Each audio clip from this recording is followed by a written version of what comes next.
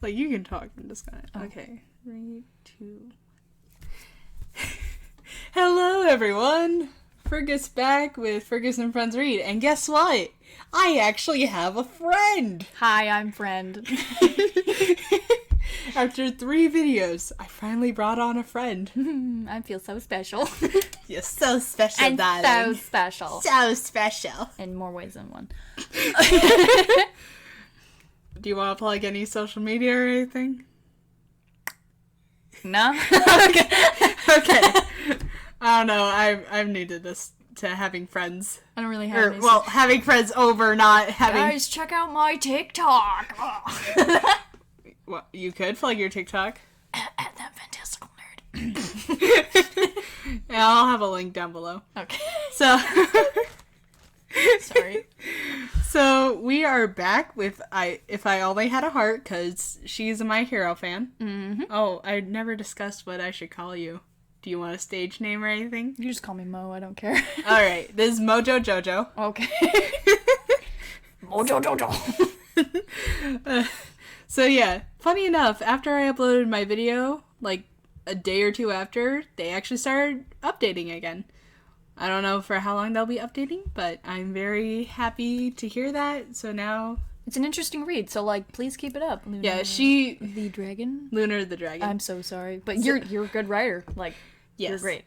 So she's only read the first chapter. Oh I've read the whole fic, so we're going to get into this. Do you want to... Oh, we never discussed parts. Do you just want to trade off? Sure. Okay. I can go first. Okay, good. Izuku didn't wake up... Wow! Starting off strong.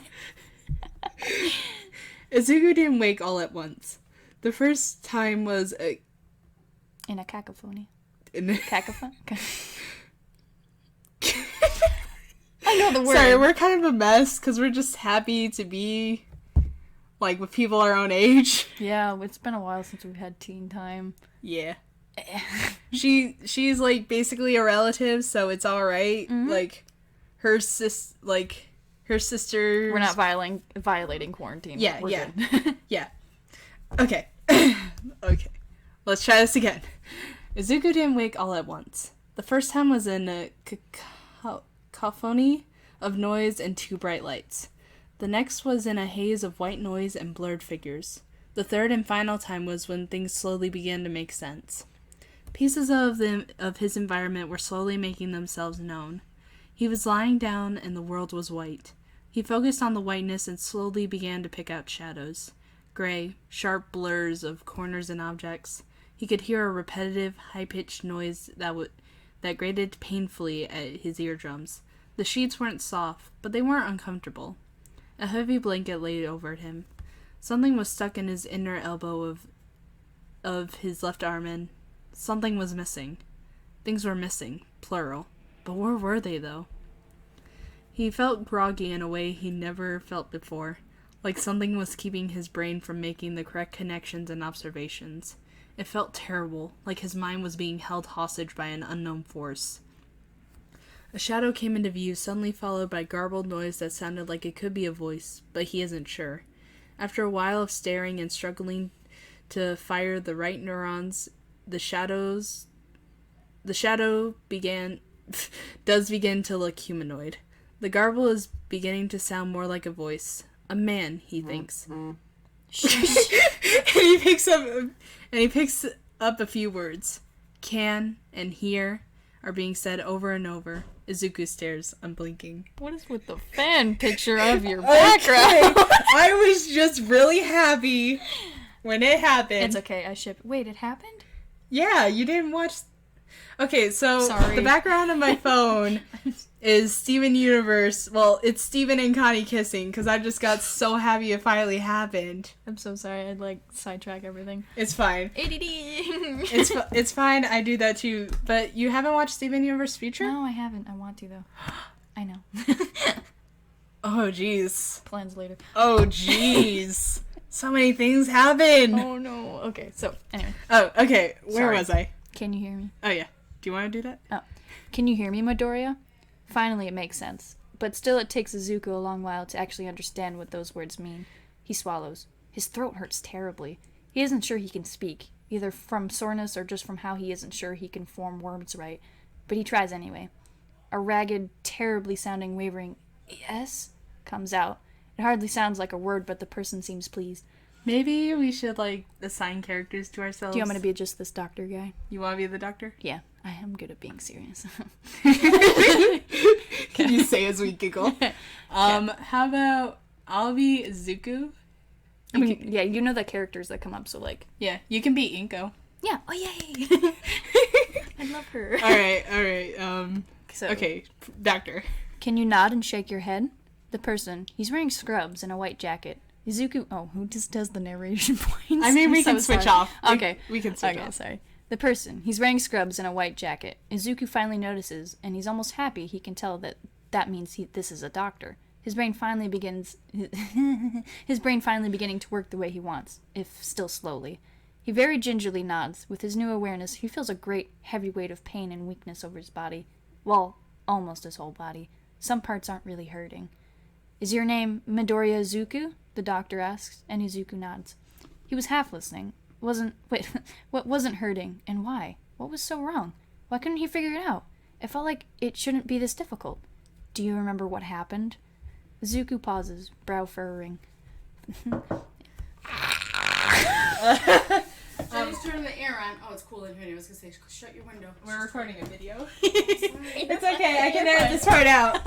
Okay. The magic of editing. Okay. Oh, I feel the air. Oh, that feels nice. Do you remember what happened? Oh, should I like count down from that so you know to... 3, 2, 1. Do you remember what happened? Izuku pauses, brow furrowing, and that sent a bad lance of pain down the left side of his face. He shakes his head. No, he didn't remember. Last he remembers he was at the Hatsumi art store getting scrap metal. The doctor sighs and leans back. Okay, give yourself a moment. You've been through a lot of trauma. Don't try and force anything, but see if you can remember. Izuku takes a while to nod. He keeps staring up, confused and lost, and he can feel the panic building. What was going on? Why was he here? What had happened? Why did he hurt everywhere except... Izuku seizes as the realization hits him like a wave. With thunder in his ears, he turns to the right. His right arm doesn't hurt, not one bit, but it doesn't feel fine either. Not hot or cold or anything, because... I can take this. Okay. Izuku weeded... Oh, you can take this. Shut up. This is serious. Izuku wheezes on sudden tears when he doesn't see his right arm at all. He feels bile in his throat and coughs and gags and coughs and gasps for air. Tears are running down his face. Tears are running down one side of his face. His eye widens. Oh my god. He doesn't just not feel his right arm. His left eye, there's nothing there. Nothing at all. He can feel himself moving his right eye, moving his gaze frantically around the room, but his depth is gone. Depth is gone, and his left eye isn't moving because there's nothing to move. So basically what happened was she finished the chapter right before recording this video, because I told her to read the chapter, and... This poor baby! I go to the bathroom real quick, I come back, and she's just all sad. I'm like nearly crying, and I'm nearly gonna cry again. Oh my god. I cried the first time I read this too. Okay, good. That's... Oh. Okay, where are we? And his legs, oh god, his legs. They don't feel right. Like they're asleep, but in the most excruciating way. And somehow that's almost worse. Worse. Wow. Sorry, I'm just so bad at reading. He knows what the issue is with his eye and arm. They're gone. But his legs... He doesn't know what's wrong with his legs. Something is wrong, and he doesn't know what, and he needs to know what's wrong. 2 hands find their way onto his shoulders, squeezing them tightly, and the doctor is back in his space, saying something. Something kind and reassuring, but assertive. But Izuku doesn't know. There are waves in his ears, and the world is tilting, and he's so scared. He's so scared, and he doesn't know what to do, and he feels alone, and he doesn't want to be. I want my mom! He finally wails, squeezing his eyes shut as tears roll down his cheek. struggling to breathe with every inhale and exhale. Everything was wrong and he didn't like it, and he wanted his mom to come and fix it because even though she didn't build things like Izuku, she could fix everything. I'm crying right now. That's so sweet, though. It's so bad. The doctor is saying something else, voice soft, trying to calm Izuku down some. But it isn't working. Izuku shrieks and wails, unable to form any more words. He can't be sure if a few moments pass or an hour, but suddenly the doctor is retreating, and Izuku didn't realize how much having another person present actually was helping, because now he really does feel alone and scared, and thin but strong arms encircle his shoulders, and someone climbs into bed with him, holding him tight as possible. He hears her voice first, loving and soothing and loving, and so sad, but brave for him, only for him. Izuku's wails become louder as he clings to his mother, his one tiny hand clutching desperately at her dress. He can smell her hair as she curls over him, squeezing him, trying to put him back together again, whispering into his hair how he was so brave and so beautiful, and she would never let anything ever happen to him ever again. Izuku cried himself back to sleep like that, curled in his mother's arms, scared but never alone. What the fuck? I'm sorry, is there like a rating for this? Sorry. I don't know. I'll try to keep it down. I mean, the last video I put kind of a gore warning, cause... I know, but I mean like, swearing for your channel. For the channel! I thought you meant the fig. No, you can swear. Okay, cool, sorry. Profanity. I'm about to cry over here. Okay, so you want me to take over? Yeah, sure. Okay. The next time he woke, Izuku was much quicker at grasping at his surroundings and holding on. He drowsily looked around, taking in the hospital room and all the devices he was currently strapped up to. The high-pitched beeping he had only half noticed before is a heart monitor to his right, and he's covered in a blue hospital gown and a thick all-night blanket from home. He stares numbly at it, surprised to see it. He thinks he should be happy to see a familiar thing, but while his awareness seems to be returning, his emotions don't seem to be fully present. He seems aware of what he should be feeling, but nothing is coming out. Then he sees the telling absence beside the right side of his body, and he knows he should be upset, but it doesn't come. He just stares. He sees now his whole torso is swathed with bandages, covering up other wounds, but mostly covering up the barely there stump at his shoulder. Really, all he seems to have left is the shoulder. He isn't sure what his face must look like, but now he feels the bandages, itchy and tight against his face. His legs are still tingly, and he feels a lingering pain in his back. Still, nothing comes. No reaction this time around, and Izuku isn't sure what that means. Shock, his brain supplies, but it feels somehow worse than that. Deeper and more lasting. Izuku looks away from his right side, and only then does he see the chairs by his bed. His mother sits in the closest one, leaning her head against the edge of the bed. She looks exhausted, her hair a mess, dark bags under her red-rimmed eyes, her clothes wrinkled. She smells different. Like soap, but not like hers. In the chair beside her, just a little back, sits Bakugo Matsuki. Her arms crossed and head fallen back as she too slumbers. She doesn't look as haggard as Inko, but there are still bags under her eyes, and her hair is a mess. Just behind them is a window, and Izuku realizes it's nighttime. Can I scroll up a little? Thank you. He thinks maybe he should let his mom sleep, that she looks so exhausted and tired, and she probably needs it. But Izuku, with the first spike of emotion he's felt since waking up, feels a suffocating pain of loneliness and fear at being awake and alone, and he reaches out with his left hand to pat at her cheek. He notices the IV tube as he moves and does his best to ignore it. As soon as Izuku touches Inko, she's rocketing up with a start, sitting up straight, her hair everywhere, eyes droopy but awake. She yelps at her sudden motion, and Mitsuki, startled by the motion, also suddenly awakens and nearly falls out of her chair. Oh, what? Izuku can't find it in himself Izuku can't find it in him to find it humorous. Really, he just feels more anxious now, eyes widening at the quick, startling movements, and he pulls his hand close to his chest. He thinks he's shaking. Izu? Inko begins, blinking a few times at her son, before her eyes widen and she's standing and leaning towards her son. Oh, Izuku! Thank goodness you're awake! She cries. I'm gonna cry. tears brimming her eyes. Izuku flinches at the volume, and he isn't sure why, but it has his mother hiccuping and trying to calm down. I'm sorry, I didn't mean to startle you, baby. She says more quietly, voice wobbling as she tries to keep it together. Like you.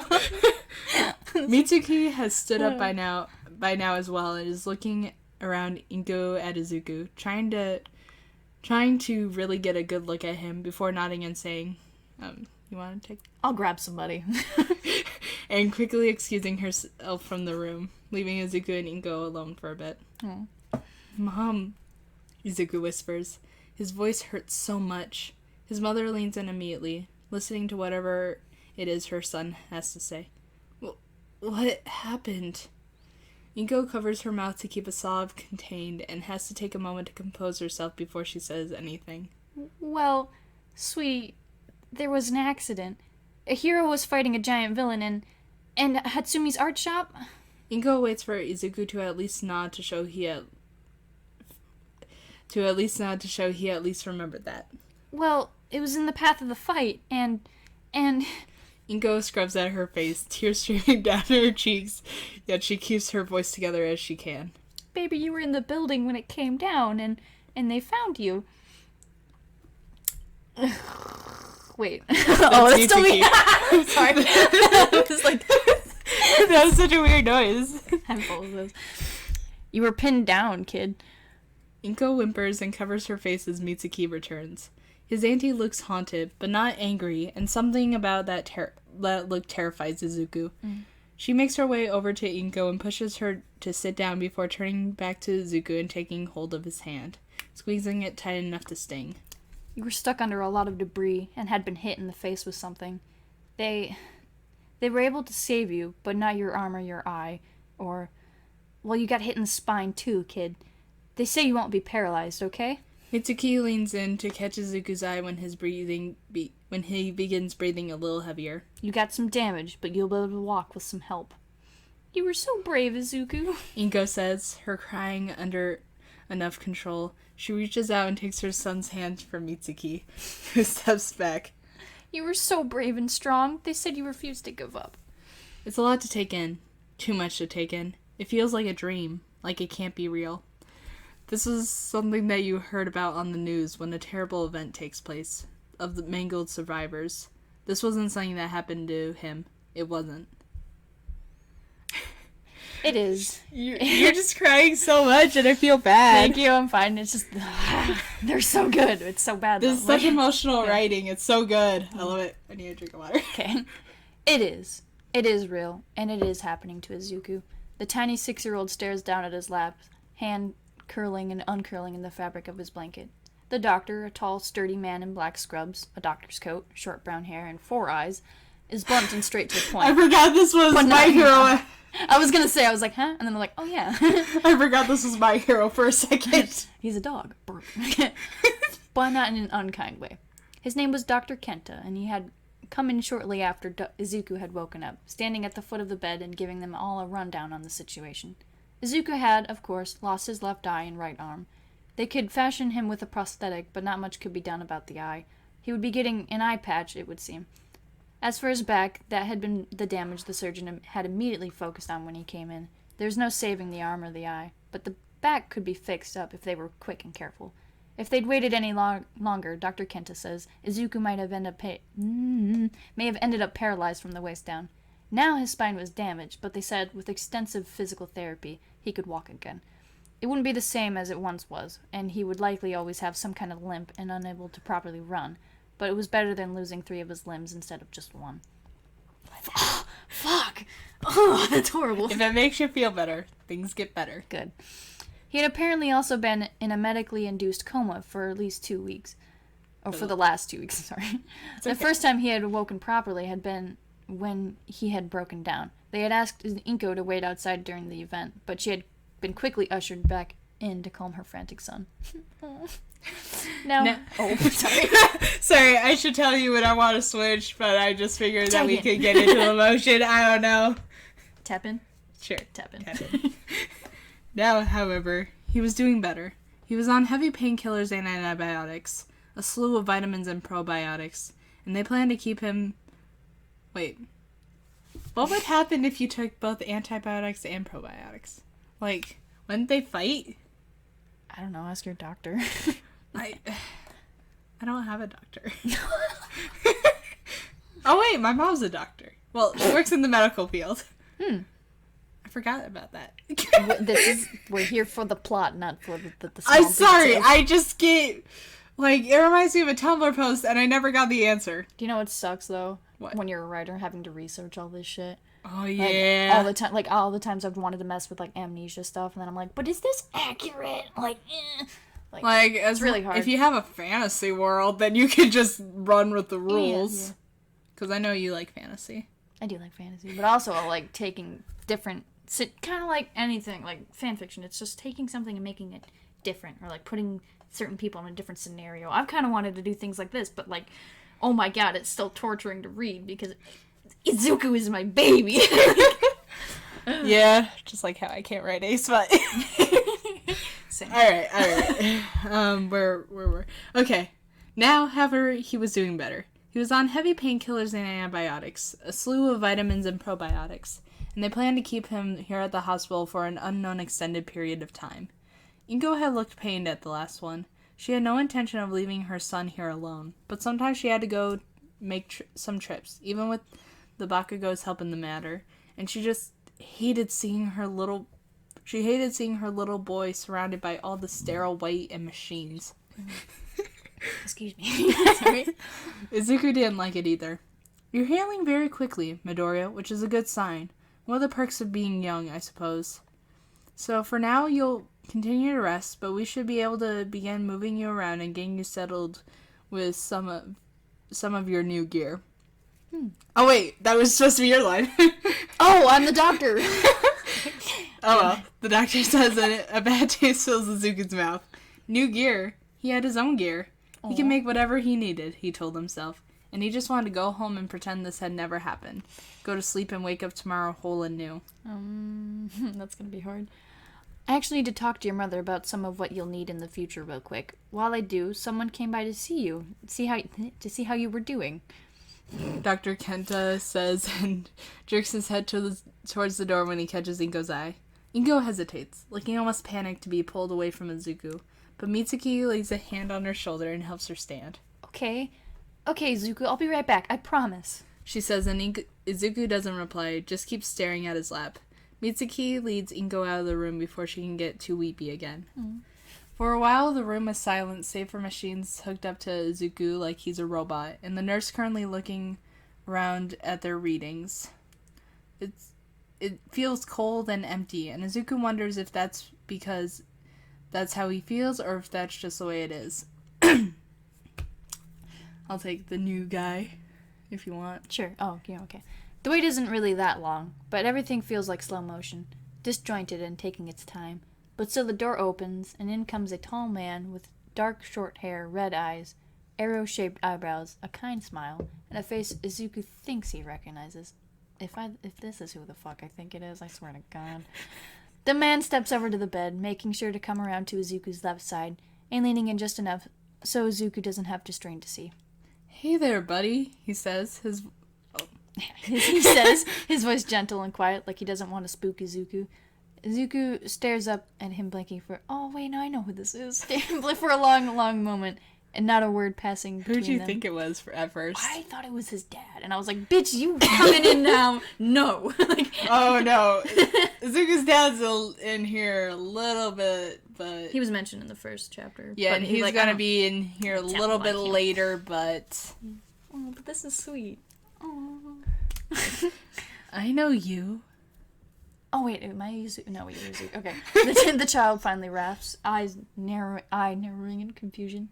The man smiles a little wider, patiently waiting for Izuku to piece his memory together. He could figure it had something to do with the incident, but his memory was blotchy with that, like his brain refused to supply the right resources to remember. This man, however, seemed familiar and important. You're Ingenium, right? You saved me? The man, Ingenium, chuckles and nods. Yeah, I'm Ingenium. It's quite nice to meet you. It's nice to meet you under better circumstances, Midoriya Izuku. Normally, Izuku would be scrambling for an autograph, asking question after question about Ingenium's quirk and suit mechanics, his tactics and experiences as a hero. But right now, Izuku is just so bone tired he can't manage to dig up the energy. Very. That is an awful pun. That's my best papyrus advantage. That's as far as my sans goes. Looks like you got a real bone to pick, kid. Nice, okay. Sorry. Wrong fandom! Thank you. There we go. Yeah. Thank you. Oh! So sorry. Izuku tries for. The right emotions still aren't forming, and so he settles on just staring, blank and tired. And Genium doesn't seem to mind. Are you kidding? Of course. If anything, we couldn't have done it. We couldn't have done it if you hadn't have been so tough and brave. I'm gonna cry. Okay. The elder man replies brightly, reaching down to very gently squeeze Izuku's bicep, and then let go. Aww. Izuku stares for just a few more minutes before a sudden wash of shame makes him duck down. There is something I want to point out that I noticed happens with people, like writers. Like, I do it sometimes too, but like, a few minutes is an awkwardly amount of time. Like, if you think about it. I don't think they really mean a few minutes. Like, probably a few moments would be better. Just like, I've noticed it, and I also want to try and helping give out advice with this channel. Oh, is that okay? Yeah. Good. But yeah, just a few minutes is kind of long. That would kind of be like, just silence, staring at you. Well, he's actually staring down at his lap, but well, whatever. Okay. I wasn't brave. He chokes back a new wave of tears. Everyone kept calling him brave. Why were they doing that? Even if it were true, what did it matter? He was still incomplete now. I was scared. Ingenium hums, oddly calm in the face of Izuku's mounting distress.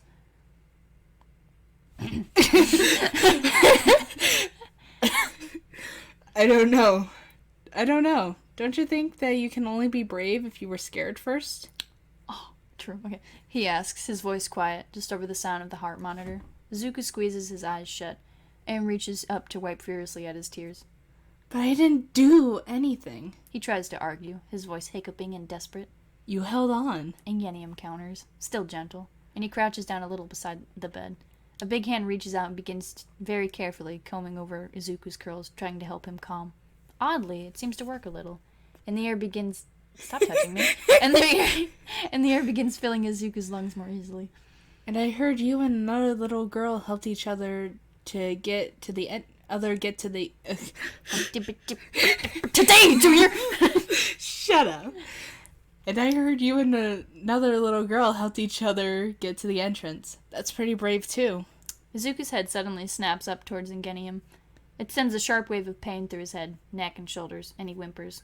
Whoa, slow down there, buddy. Ingenium tries to get him to relax, but now Izuku is fully aware and worried. Hatsume Mei, is she and her mom okay? He asks frantically. He can't remember exactly what had happened to them, but he remembers they had been there. Ingenium keeps combing through Izuku's hair, avoiding any bandages, until the young boy begins calming down again. He seems almost like an expert with kids. They're fine, he whispers. Spoke to them myself once you were in the ambulance. They were real worried about you, buddy. I'm sure they'll be coming by for a visit soon. But he does have a little brother, Izuku's Exactly, age. that's what I was thinking. I was just like, Tenya! Tenya! He's gonna be in here later, and he's just so adorable. Squad. Okay. You want me to take over? I can't remember where we're at. Nod slowly? Yeah. Izuku nods slowly and settles back down some. It was good to hear they were okay. He wasn't sure how he felt about a visit because, hospital or not, the Hatsume family was positively terrifying, but he was glad they were okay. Ingenium lets out a relieved breath when Izuku comes, and he takes his hand back, standing up straight again. It really is good to see you awake and aware, Midoriya. You scared a lot of people, including me and my team. We were real worried about you. I'm sorry. Izuku whispers, and now Ingenium reaches out to ruffle his hair, smiling sadly. For what? You didn't do anything wrong. Izuku peeks up at Ingenium through his bangs, gaze wavering and uncertain. The hero sighs, resigned, and pulls back his hand so he can kneel down by the bed again. You did not do anything wrong. He repeats, more firmly, eyes locked on Izuku. Slowly, after Izuku realizes Ingenium is waiting for some kind of response, he nods. Ingenium immediately is back to smiling and stands up straight. He has a kind, sweet face that, despite the terrible knot that's been in Izuku's chest since he woke up, puts him at some kind of ease. You know... Ingenium begins, and Izuku looks up at him, tilting his head to show he's listening. I actually have a little brother about your age. How old were you exactly? Izuku hesitates before replying quietly. I just turned 6.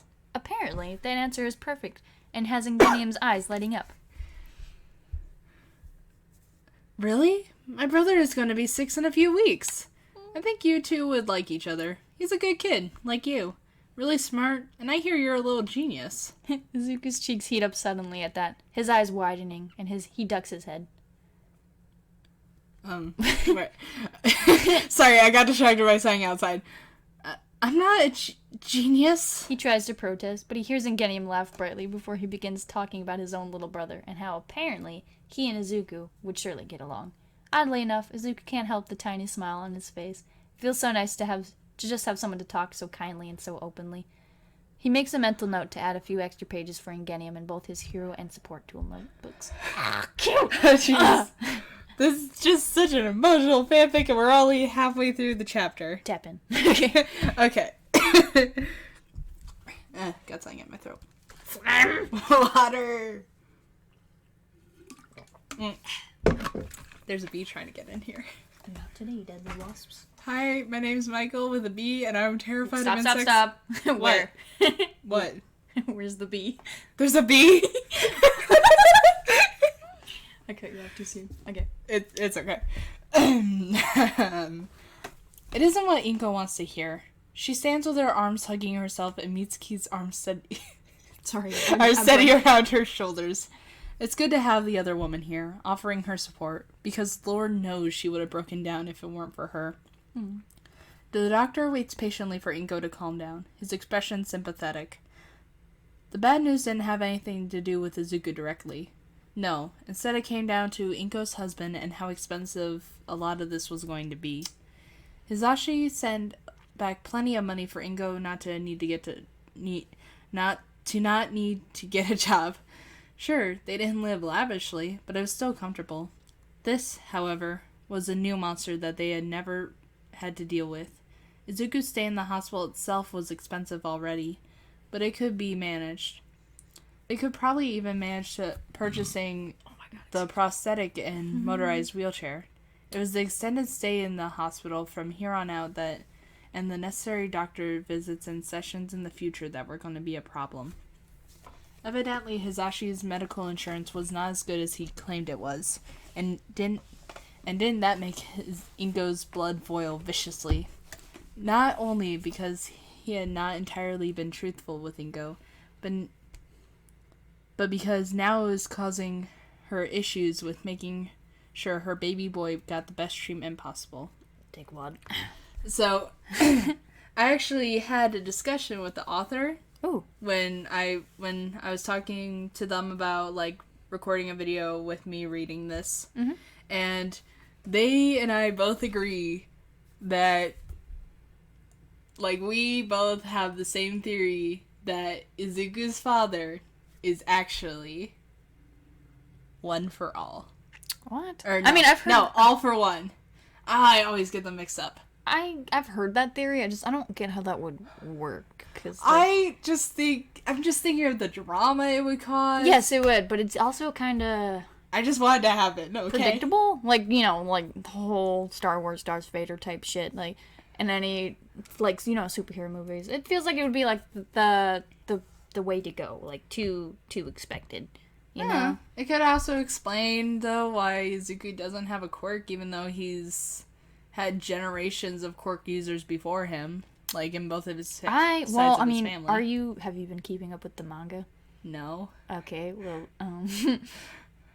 there, I don't want to, like, there's no spoilers. Okay, spoiler warning in 3, 2, 1. Okay, so there is a connection between,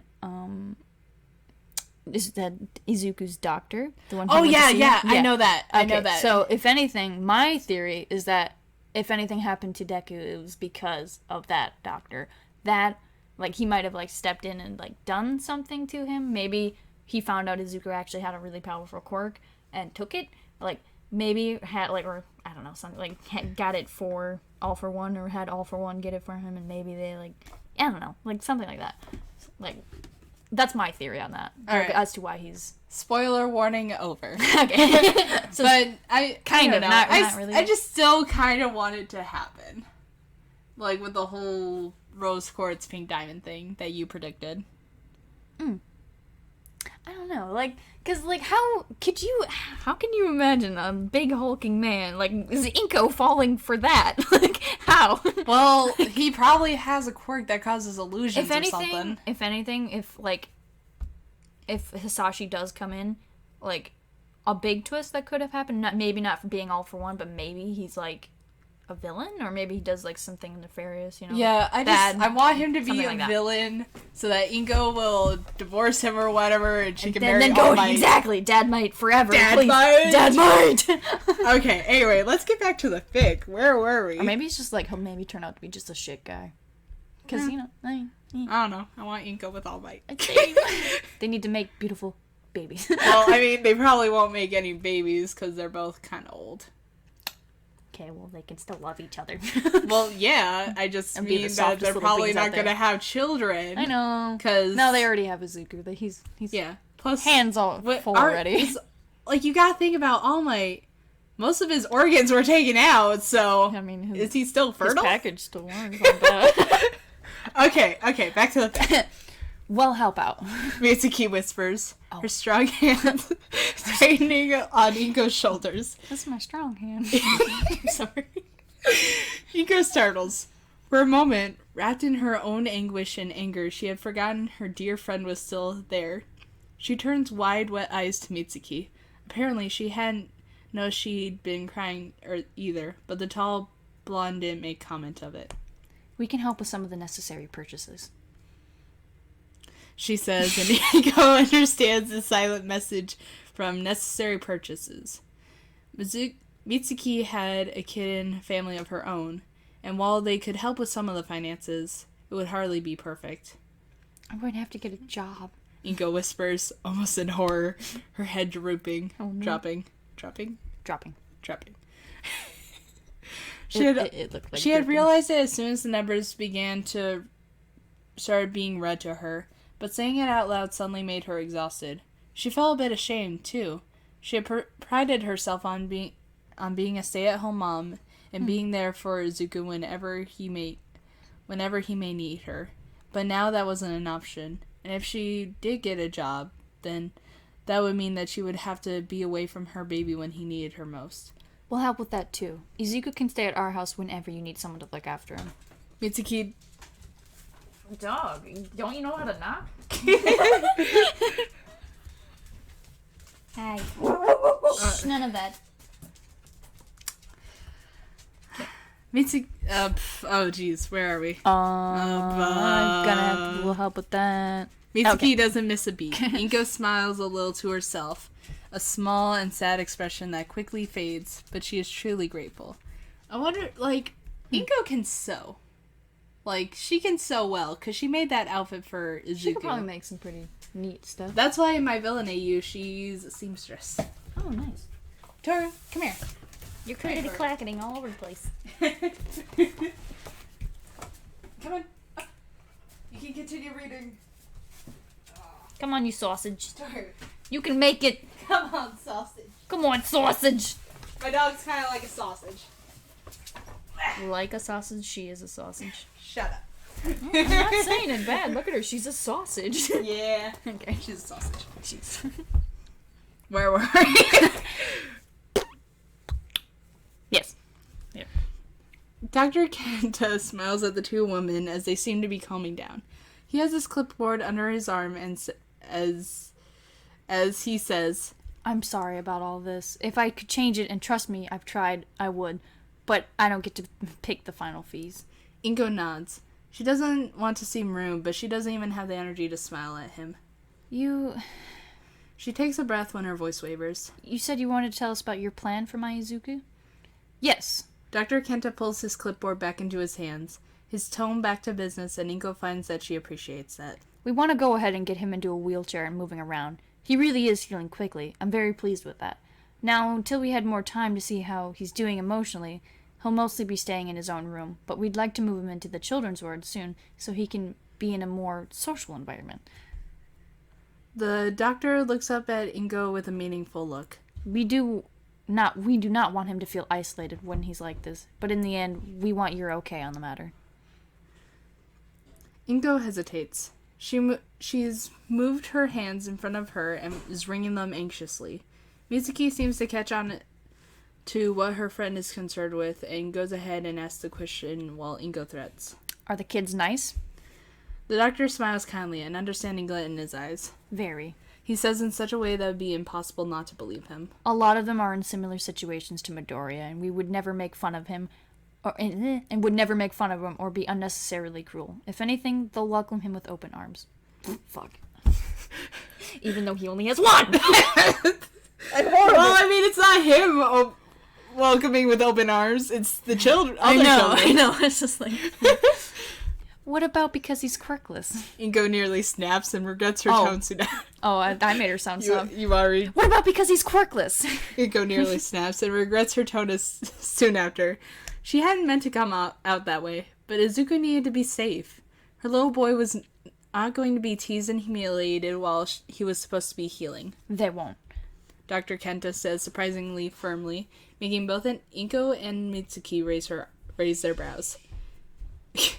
He takes a breath and suddenly looks sad as he explains. Majority of the kids in there for injuries outside of how they were born are actually quirkless. Before either mother can question why that would be, he continues. It seems he's had this conversation before. It isn't because they're targeted, not usually, but because they simply can't defend themselves. They're great kids, and they'd simply see your boy as one of them, their own. Inko nods slowly, head bowed as she thinks. Which... Is that the doctor still? Yes. Okay. We were thinking he could go out and visit the ward throughout the day for now. Get to meet the kids and nurses. See some of the volunteers as well. Perhaps you'd like to do that first and then see how you feel? Ingo looks back up at Dr. Kenta and finally manages a grateful smile. She didn't know what she did right for them to get such a kind, understanding doctor, but she was grateful for him nonetheless. Go Dr. Kenta! Oh man, we're only like halfway through this. Sure. It's because we keep talking. The first time Izuku went to the children's ward was a few days later. He had been in and out of consciousness, completely exhausted from just about everything that had happened to him, but also had been prepping and trying to get out of bed to get into wheelchairs. His nurse, who everyone called Sunny because she was evidently the grouchiest person alive, was also there. Was always there. I love Sunny. Since kind of reminds me of Bakugo. Hand supporting Izuku as he sat up and tried to swing his legs off the bed. His mom nearby advised to avoid touching for the time being. The first few attempts he'd been able to do nothing, quickly falling into tears, legs useless. But recently he'd been able to shimmy his legs and hips just a bit closer. His back ached afterwards, and Inko had happily congratulated Izuku on his progress as Sunny easily lifted him and set him in the wheelchair himself. I used to have a horse named Sunny. Oh. He didn't feel accomplished. If anything, he felt somehow like a failure. But Sunny, straight to business as usual, had been soon pushing him around the hospital, Inko by his side, just wanting to get him out of the room a bit for the first 3 times. They told him he'd be getting a motorized wheelchair when he got out so he can control himself, but that didn't make him feel very good either. Part of him was upset about needing a wheelchair at all, while the other, progressively smaller part of him whispered he could build one himself. Smart. Those thoughts, the thoughts to build things and create and problem solve, were getting quieter and farther away, and part of Izuku was afraid of what that meant. He loved building and thinking and science. He loved how metal and circuits just made sense to him like a sixth sense, like he was part of the build. But with this heaviness that followed him now, his excitement had waned, and he was scared he would never get it back. Sunny is wheeling him down the hall as he thinks. His mother isn't here this go-around. Had said she had to take care of a few important things. But then... but that she would be back in a few hours. Izuku would admit tears were shed. He felt fragile without her, and he was scared she didn't want to leave him. But after a time, they had been able to calm down. Izuku finds himself absently running his fingers over the spine of the college-level robotic engineering book in his hands, slightly vacant. It, along with a whole stack of scientific... What's wrong with me? Okay. It's Well, the whole stack of scientific books and his notebooks had been a gift from the Hatsumis when they made their visit. May had been relentless in demanding Izuku stay her rival, and that he better not fall behind. Her mother and father laughed brightly, but even then Izuku could see the hesitation. He could see how May wouldn't touch him. Logic said out of fear. His anxious heart said it was out of disgust. He had been, for the most part, silent. Don't worry, May. He will definitely surpass you. He's gonna fucking blow you out of the water. He still held on to the books, though. He hadn't cracked one open, which Inko asked about once before, only to have Izuku begin silently tearing up, and she didn't bring it up again. Now, with his first visit to the children's ward, Dr. Kenta had suggested Izuku bring one. It could interest the other kids, and if Izuku wanted to be left alone, he would have something to read. Sunny had silently watched behind him. Izuku had noted, a blank look on her usually grouchy face. So, robotics, huh? Speak of the devil. Izuku nearly jumps out of his skin at the deep voice of his nurse and looks back up at her. She's a large woman with an incredibly long brown braid in her hair, and tan skin, her eyes a sharp green.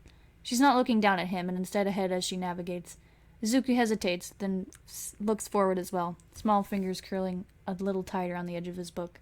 Yes, ma'am. He replies quietly, suddenly nervous. Pretty cool. Why don't I hear you talking about it much?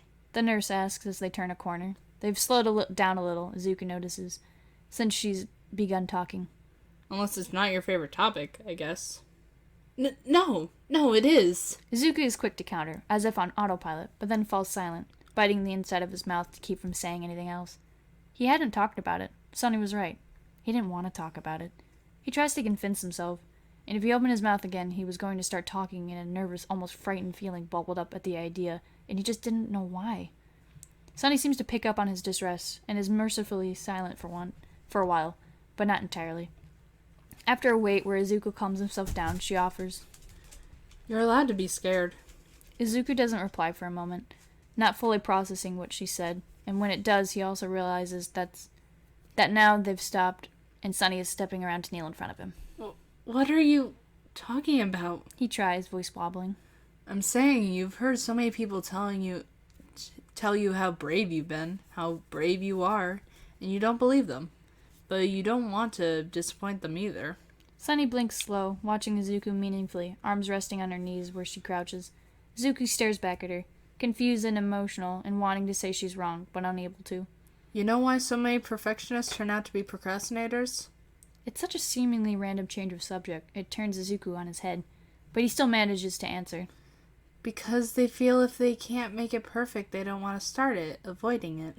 Sunny arches a brow, and Izuku's cheeks pink a little. I read it in magazine while my mom was shopping.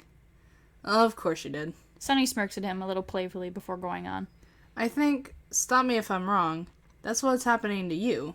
She points at the college-level book. Here.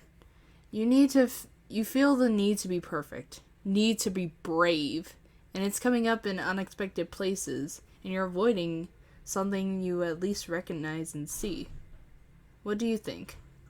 For a while, they just stare at each other. Sunny steadfast, and and Izuku shocked silent, until he bites his lip and ducks his head. No one, especially an adult, had ever spoken to him like he wasn't a child, like he was someone who could handle it. It didn't feel good, but it didn't feel bad either. It felt like it belonged, and Izuku is surprised that he wishes more people would talk to him like that. I'm scared. Izuku squeaks, voice cracking, and tears begin to form in his eyes and Sunny shuffles closer. The honesty of his nurse, her need to be blunt and not skirt around the issue, like everyone else, makes it easier for him to admit it, but it still hurts for it to come out. I'm scared, but I don't know why. That's fine. Sunny says simply, tone normal and not at all pitying Izuku. She does, however, reach out and place a big hand over Izuku's little one on the book. Because, Midoriya Izuku, you are allowed to be scared. You are allowed to not be perfect. And you don't need a reason why beyond being human. Izuku wheezes a little on his tears and cries. Sunny doesn't move, just keeps holding Izuku's hand, watching as he finally begins coming to terms with what she said. It isn't the wailing sobs he's had before, and he thinks that there will be plenty more to come in the future. But for now, what comes out are silent wheezes and huffs, tears dripping down. When he's finally begun to calm down, Sunny asks, Do you need a hug? Izuku hesitates before shaking his head. No, he was okay. He was sad, and scared, and upset.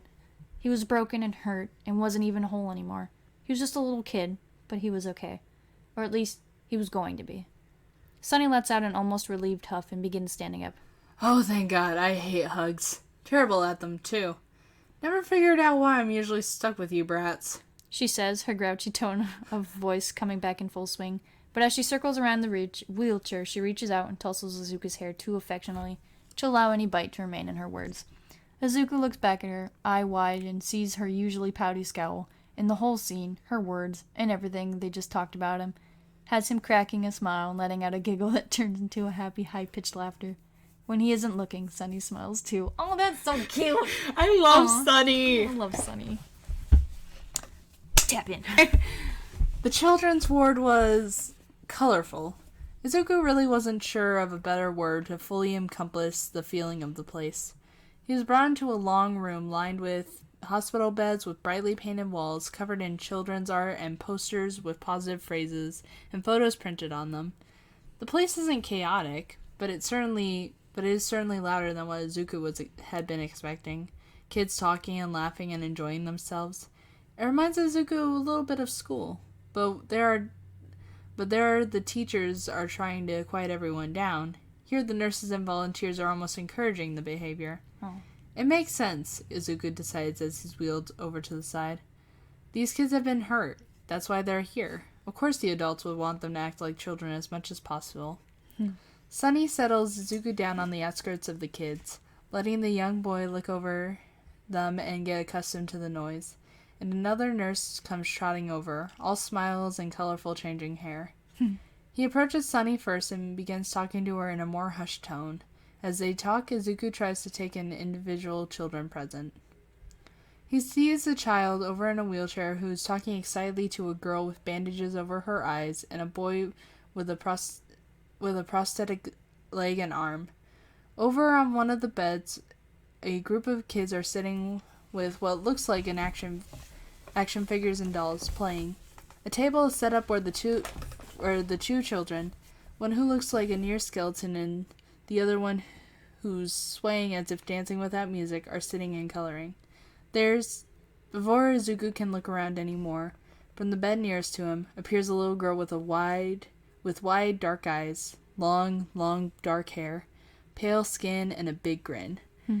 Oh, by the way, so this girl that's being described right now, that's from the story Yesterday Upon a Stair by Pit of Viper, something. I will link that fanfic down below because it is also another good fanfic that you guys should check out.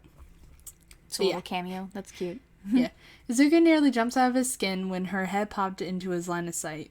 She doesn't seem fazed at that she scared him. If anything, she looks almost pleased. When she doesn't say anything, just keeps grinning and staring, Izuku swallows and raises his hand hesitantly. Hello. Waving a little. He mumbles and she smiles a little bigger, but doesn't say anything. Duolingo's coming for you. Hey, I've been keeping up with my Duolingo. Okay. But she smiles a little bigger, but doesn't say anything. More silence. And really, what was Izuku supposed to do with that? Wait, was I supposed to be reading for him or you? I was, but you took over and I'm sorry. Dude, go ahead. My name is Midoriya, he tries again. The girl keeps grinning and staring. Out of ideas on what to say or try, Izuku begins tapping on his book anxiously, watching the girl as if she is a wild animal. Despite the awkwardness of the situation, however, he does slowly begin to calm down, the beating in his chest from the earlier fright subsiding. That may be why, when suddenly her skin begins to melt, he's all the more unprepared. What? Izuku shrieks. He can't help it, as the little girl's skin seemingly begins to melt right before him, like goopy wax popping off of her face and onto the floor. Ray! The little girl straightens up, skin going in reverse, pulling back together and solidifying, looks up at Sunny's voice. Oh, that was Sunny. Yeah. Sunny steps around Izuku's wheelchair towards the girl, Ray, waving her finger. And Ray springs up and takes off running, grinning wickedly, moving more like a wild girl than anything. Sunny groans and the other nurse also circles around to stand by Izuku. Ah, geez. Sorry there, Midoriya. He offers, crouching down and looking sheepish. Izuku is still wide-eyed, breathing a little heavy, leaning as far back in his chair as he can. That was Ray. She's here at the Children's Ward, too. She likes using her quirk to spook people. Spook was an understatement, Izuku thinks. What kind of quirk was face melting anyway? He supposed there was a possibility for any kind of quirk, but still. How about we get you in with some of the other kids? Sunny suggests, turning around, head tilting and arms crossed as she regards Izuku. If you're up to it, that is. If you prefer to head back to your room after that, we'd understand. Izuku looks up at Sunny now, his wide eye turning thoughtfully. No, he didn't think he needed to go back to his room. He had been frightened, certainly, but oddly enough, now that it was over, it wasn't all that bad. After everything he had been through recently, all the shock and nightmares and memories slowly piecing themselves back together in his mind, Ray's melting act was oddly tame, and almost like breaking the ice in a weird kind of way. I'm okay. Promise, Izuku says, tacking on the last bit at Sunny's suspicious gaze. His nurse stares over him a few more moments, double-checking he was fine, before shrugging and stepping aside to allow the children's ward nurses to take over.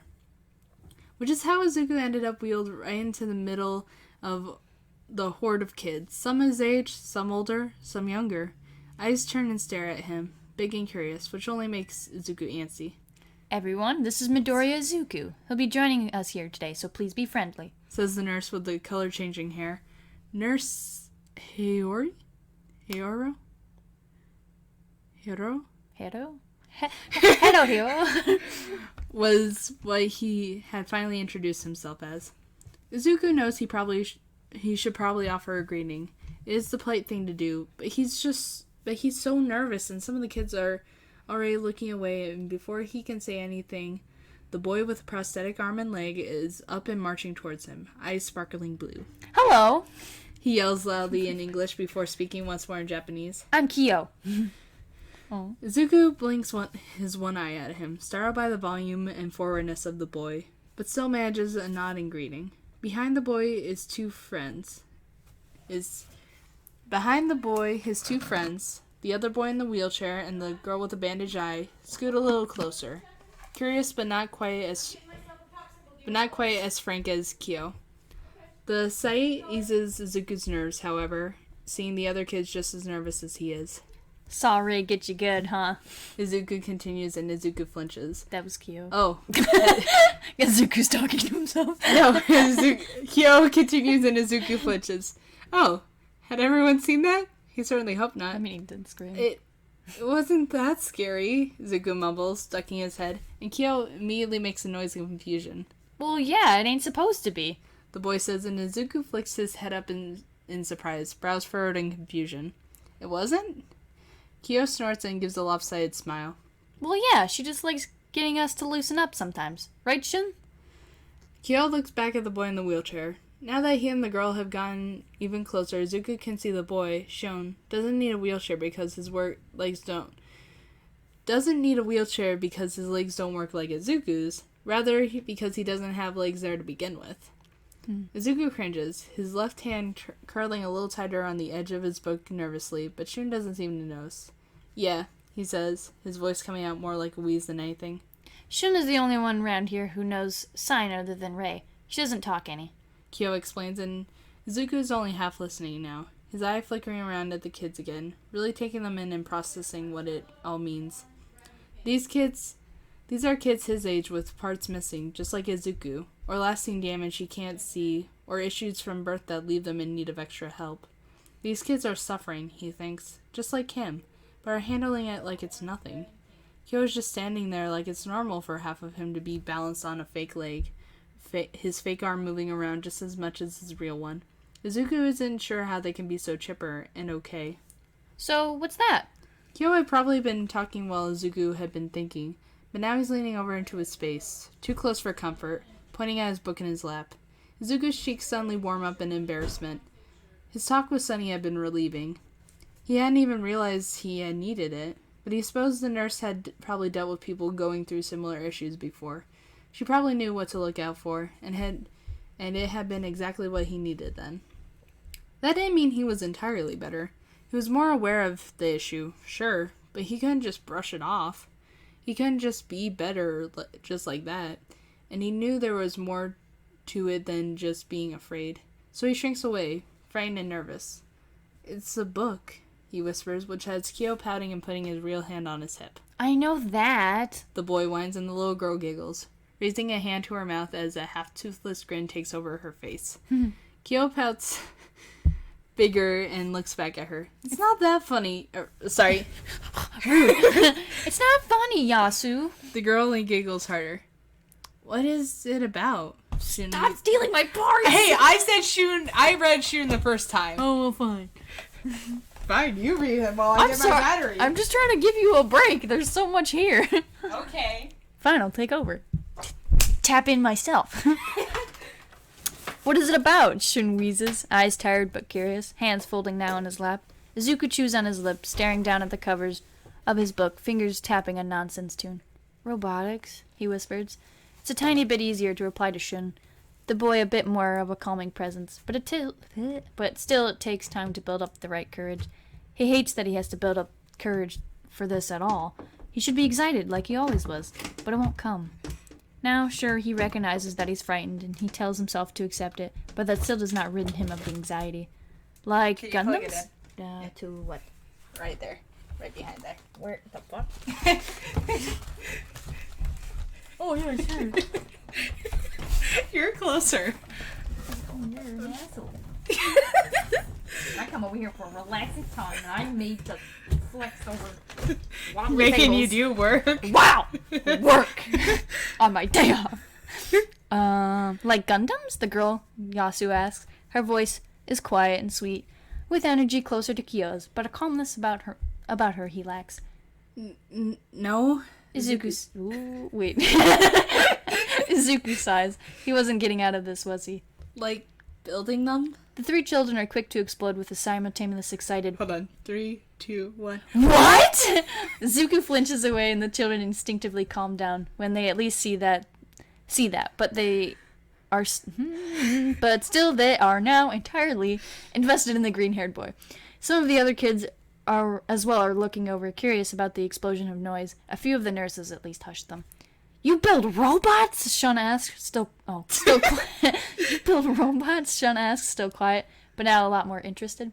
He's leaning forward in his wheelchair, hands gripping his armrests. Yes and no. Izuku slowly begins. He still was anxious to talk about science like this, but he didn't want the others to have any kind of false pretense in what he did. A robot is a machine that, well, it can do things on its own after you programmed it. I build mostly tools and machines, which are broader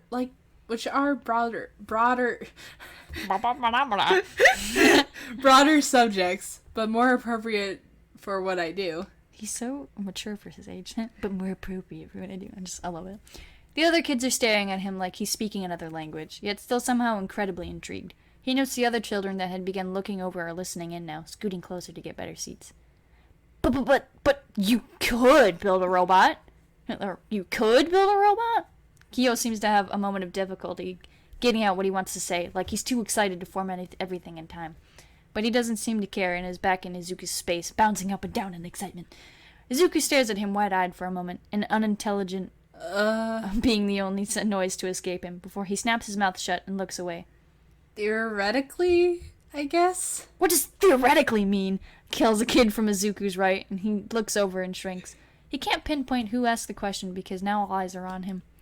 It means something that is more about the theory or idea, I guess, of something instead of the practice. Izuku's voice is slowly lowering and lowering, head falling and fingers curling into tiny fists. For a moment there is silence, and Izuku wonders if everyone has gotten bored already. He knew he was weird about his loves. He knew other kids had a tough time with it sometimes. So he wouldn't be surprised.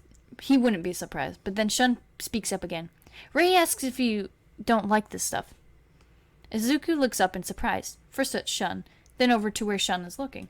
Sitting atop a hospital bed by her lonesome, but in perfect view of Izuku, is Ray. Her face is thoughtful and curious. Lecturing me earlier. Oh, shut your face. Izuku stares at her for a long while, and she stares back, but he doesn't stop watching as he answers. No, I do love it. I always have, but... Too normal? Kyo asks in the calmest voice he's used since speaking with Izuku. They look at each other, and Kyo shrugs at Izuku's startled expression. You know, like, after everything, it doesn't feel right to do something so normal. Like you should know, you should somehow be in a new life, adds the girl with long ears that are currently perked upwards, her expression understanding. Actually, most of the kids have an understanding expression now, and Izuku doesn't know how to handle it or what they're saying. Like, a bunch feels so different, and now it's weird and jarring and throws you on your head. Yeah, so either you go really hard into the stuff you're familiar with to avoid that, or you avoid the stuff you're familiar with because it doesn't feel like it belongs. Kyo continues. Oh, they're so smart! These little beans! Zuko eyes him now, confused and amazed. They were making sense in a way he hadn't expected, putting things into words he hadn't been able to do, and in a way Sunny wouldn't have been able to get to him. You guys have felt that? He whispers, eye wide, and for some reason beginning to water. This feeling was dreadful, soul-crushing, and heart-wrenching, and the idea that the others had to go through this made him want to weep. Of course we had. Oh, fuck, I forgot. It's okay. Yes, he says, head tilting as he faces Zuko's general direction. We're all here for a reason. That part of her voice does turn solemn in a way no little girl should be able to, and it scares Zuko. Scares him more than he ever wants to admit, and he quickly looks away. What made you guys feel better? He whispers, eye low and beginning to blur from tears. A voice in his head reminds him of how odd it is to be surrounded by kids his age that aren't teasing him about being a crybaby. Suddenly, the room around him erupts with answers. Just doing it worked for me. I waited until I was ready. I did some other stuff. I got people to do it with me. I talked about it! I'm still waiting. I'm still waiting. Shit, when is this gonna end? Suddenly, Izuku doesn't feel so alone. Certainly, he could see that these children had been through a lot as well, but it was all so different and their own that to have this one constant thing being hammered at home, that there were others suffering and healing just as he was, and that was okay. Ray is popping into his view again, not smiling, just looking at him, and she begins to sign. When Izuku is silent and just keeps staring at her, confused, she huffs and shoots a dirty look back at Shun, who eeps and gives a sorry before translating for her. This is not what decides your life. Ray motions to Zuko's injuries. You are. You haven't entered into a new life. You just have a few new aspects of the one you already had. Zuko stares up at her, his tears pausing as he considers her and her words. She stares back. It was a lot to take in. These kids were so much wiser than what Izuku was used to from his peers, but it was fitting and refreshing and good. He felt something in his chest, the thing Sunny had made him aware of, suddenly begin to feel lighter. Not gone, but lighter. He smiles sheepishly up at Ray. She grins back. Then she begins to melt again, and Izuku shrieks. Fucking Ray. I love her. Yeah. But oh my god, this is so well written, and like, oh my god, just the whole, like, I'm glad that they're going into the whole, he's been, like, damaged by this, like, not just physically. PTSD, depression, obviously, and it's just, like, you know, he's just like, I don't want to touch it, I don't want to look at it, keep it away, but then it's like, no, you have to deal with it, and it's not going to be alright, like, it's not going to be the same, but it'll be okay, eventually, it's alright to feel your feelings, and it's just like, yes, preach, like, and all these kids, like, all these, like, smart-ass fucking kids, like, I love that. And I love how they're all helping him. That's beautiful. I did say in the last video I was going to do chapters 2 and 3, but, like, these are long chapters. My god. More like 1 hour. More like 1 hour? Was it 5 or 4 that we did this? We started at 5. Okay, so an hour. But, oh my god. Yeah, Good hour. I have some stuff I gotta edit out because constant interruptions. We have a busy life, and also we get distracted and have talks. Everyone just ignoring the sign on my door. What was with everyone outside the window? Neighbors coming over. Oh, okay. Oh, anyway. Sorry. So yeah, back to the story. It's very good. I just love this story. But It's also, really like, awesome. how dare you make me feel my emotions, you monster! The song for this chapter is Wonder. it's either all we do or Oh Wonder. I don't know. Click it. Click it. Will you get copyright? Yes. Mute it. I still don't know. Okay, so Oh, it's All We Do by Oh Wonder. There we go. ooh, look that up. I Can't play it accidentally here, the but fanfic. like it's There we probably go. So yeah, yeah, that's been up the whole time. what it has. Your fanfic in the corner. Okay, listen. I was just listening to Steel Donut read some stuff. Shut up. No one would have noticed if you didn't point it out. Okay, anyway. Someone would have. Shut up. Okay. Anyway, finally had a friend read with me. Yeah. It was a bit chaotic, but we hope you guys enjoyed it. We're gonna go make some curry now. Woo. Yeah, so have a great day or night. If you enjoyed this, make sure to leave a like. If you want to hear more, either subscribe or check out the fanfic, because the fanfic's really good. Also, check out my TikTok. Will be linked below. I wish I could give this more kudos. I'm kidding. You don't really have to check out my TikTok, but it'd be nice. They should check out your TikTok. Anyway, Unless no. hope you guys enjoyed. Have a great day or night. Fergus and Mo. out. Jojo. Mojo Jojo. I don't know. Wait, Bye-bye. Bye. It's been fun. Awkward silence. Dun, dun, dun.